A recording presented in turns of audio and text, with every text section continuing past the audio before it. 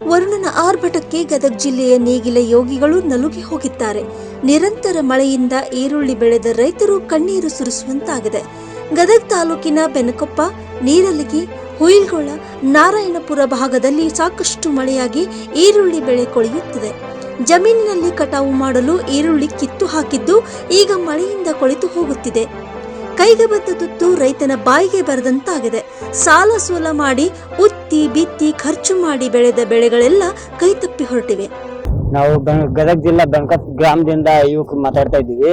ಈ ಯುವಕರು ಅಲ್ಲಿ ದುಡಿಯೋದ್ ಬಿಟ್ಟು ಬಂದು ಈಗ ರೈತರಿಗೆ ಮಾಡ್ತಾ ಇದ್ದೀವಿ. ಇದ್ರಲ್ಲಿ ಏನೋ ಒಂದು ಲಾಭ ಇದೆ ಅಂತೇಳಿ ಅಂತದ್ರಲ್ಲಿ ಈಗ ಮಳೆಗಂತ್ರ ಅರ್ಧ ಹಾಳಾಗೋಗಿದೆ.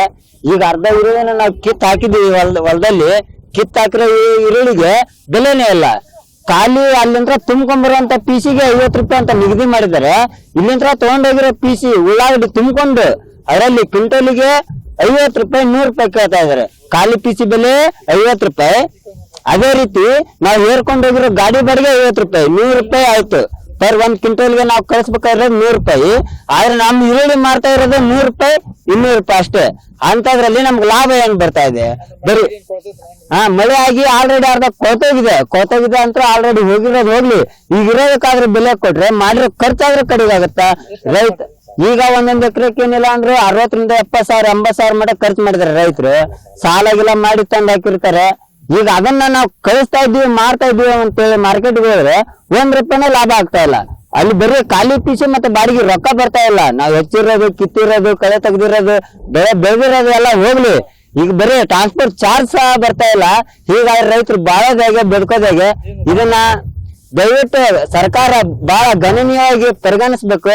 ಅದಕ್ಕೆ ತಕ್ಕ ಬೆಲೆ ಕೊಡ್ಬೇಕು. ಬೆಲೆ ಕೊಟ್ರೆ ಅದಕ್ಕೊಂದು ಲಾಭ ಬಂದೇ ಬರ್ತೈತಿ. ರೈತರು ಉಳಿತಾರ. ಇನ್ನೂ ಪ್ರೋತ್ಸಾಹ ಸಿಗ್ತೈತಿ ಮಾಡ್ಬೇಕಂತೇಳಿ ಯಾವ್ದು ಯುವಕರಿಗಾಗ್ಲಿ ಈಗ ಮಾಡ್ತಾರ ಯಾರಿಗೇ ಆಗ್ಲಿ ಇದೇ ಬೆಳೆ ಅಂತಲ್ಲ. ಈಗ ಬಂದಿರೋ ನಮ್ಮ ಹೆಸರು ಆಗಿರ್ಬೋದು, ಹೆಸರು ಕಟಾವ್ ಮಾಡ್ತಿದ್ವಿ. ಕಟಾವ್ ಮಾಡ್ಸಿರೋ ಬಾಡಿಗೆ ಸಹ ಬರ್ತಾ ಇಲ್ಲ. ಇನ್ನೂ ಮಾರಿಲ್ಲ ಕೆಲವೊಂದು ರೈತರು. ಯಾಕಂದ್ರೆ ಕೆಲವೊಂದು ರೈತರು ಇನ್ನೂ ಮಾರೇ ಇಲ್ಲ. ಬರೀ 5 ಸಾವಿರ 4 ಸಾವಿರ ಕೇಳ್ತಾ ಇದಾರೆ ಹೆಸರನ್ನ.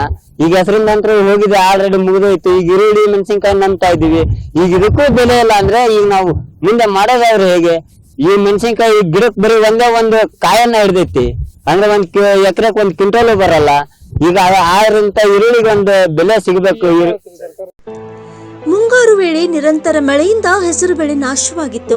ಈಗ ಈರುಳ್ಳಿ ಹಾಗೂ ಮೆಣಸಿನಕಾಯಿ ಬೆಳೆ ಕೈ ಹಿಡಿಯುತ್ತೆ ಎಂದು ನಂಬಿದ ರೈತನಿಗೆ ಅದು ನಿರಾಸೆಯಾಗಿದೆ.